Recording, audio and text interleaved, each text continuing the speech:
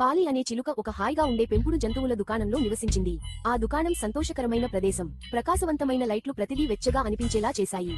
అది తాజా షేవింగ్ల వాసన మరియు మృదువైన పెంపుడు జంతువుల ఆహారం వాసన చూస్తోంది. పెద్ద ముందు కిటికీ దగ్గర రంగురంగుల బొమ్మల వరుసలు నిలిచి ఉన్నాయి. ఆ బొమ్మల పక్కనే పాలి ప్రత్యేక పంజరం ఉంది.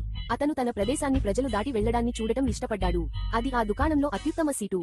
ప్రతిరోజూ జరిగే ప్రతిదానిలో కొంత భాగం ఒకేలా ఉందని, మంచి మార్గంలో అని అతనికి అనిపించింది.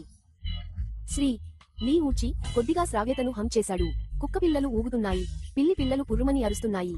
పాలి అంతా చూసింది. ఎక్కువగా అతను వినడానికి ఇష్టపడేవాడు. ఆ బొమ్మలకు ఒక ప్రత్యేక ఉపాయం ఉంది. ప్రతి ఒక్కటి లోపల ఒక చిన్న స్పీకర్ను దాచిపెట్టింది. వారు ప్రతి గంటకు సరళమైన సంతోషకరమైన విషయాలు చెప్పడానికి ప్రోగ్రాం చేయబడ్డారు.